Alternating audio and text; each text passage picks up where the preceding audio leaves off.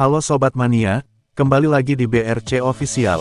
Ada kabar menarik nih mengenai dua striker PSM Makassar, Adilson Silva, dan Tito Odeng Okello, menjadi sorotan. Pasalnya, dua penyerang asing tersebut, tak kunjung memberikan kontribusi signifikan, bagi PSM Makassar. Adilson Silva dan Tito Okello, diharap menjadi mesin gol, justru seret gol. Adilson Silva, hingga putaran pertama hampir berakhir, tak kunjung mencetak sebiji gol pun. Penyerang asal Portugal itu, tak memiliki penguasaan bola yang bagus, sehingga, bola mudah direbut dari kakinya. Selain itu, ia sering kalah dalam duel 1 lawan 1. Peluang didapatkan pun, banyak terbuang sia-sia. Padahal, striker bernilai 3,48 miliar rupiah ini, terikat kontrak hingga 2026, bersama PSM Makassar. Tentu jadi kerugian besar bagi Laskar Pinisi, jika Adilson Silva, tak kunjung memberikan kontribusi, bagi PSM Makassar.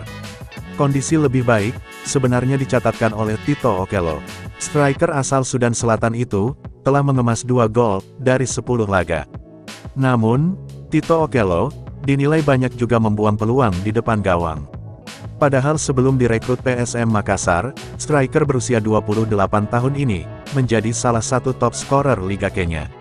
Sebanyak 16 gol dibukukan, bersama Kenya Police. Akan tetapi, bersama PSM Makassar, Tito Okello tampil melempem. Bahkan, 4 laga terakhir, Tito Okello absen karena sakit. Total sudah 6 kali, ia tak bisa perkuat Juku Eja. Posisi Adilson Silva dan Tito Okello di PSM Makassar pun kini terancam. Keduanya, bisa saja didepak, di jendela transfer putaran kedua, jika tak kunjung memberikan kontribusi, bagi PSM Makassar. Pengamat sepak bola, Asegaf Razak mengatakan, tugas striker itu mencetak gol. Jika itu tak bisa dilakukan, tentu perlu ada evaluasi dilakukan. Jajaran pelatih perlu mempertimbangkan, untuk mempertahankan Adilson Silva, dan Tito Okello ke depannya.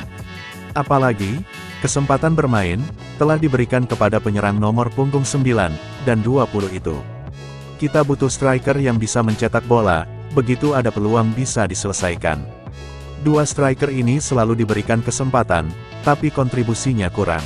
Jadi menurut saya, kalau putaran kedua, dua striker ini perlu dievaluasi, katanya saat dihubungi tribuntimur.com, Jumat, tanggal 20 Desember tahun 2024.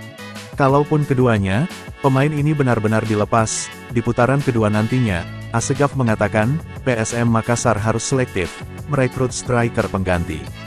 Striker didatangkan harus punya kualitas, dan bisa membantu tim Juku Eja, dalam persaingan di Liga 1. Namun, untuk mendatangkan striker berkualitas, tentu butuh budget besar pula.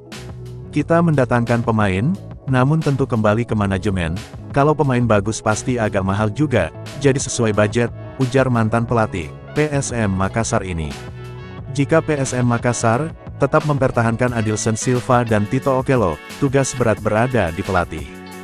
Bernardo Tavares CS harus mampu memoles dua striker tersebut untuk meningkatkan performanya. Kalau itu saja jadi tugas pelatih, bagaimana meningkatkan performa dua striker tersebut, tutur Asegaf. Nah itu dia sobat untuk update kabar hari ini. Bagaimana pendapat kalian sobat? Tulis pendapat kalian ya sobat, dan jangan lupa like, komen dan subscribe.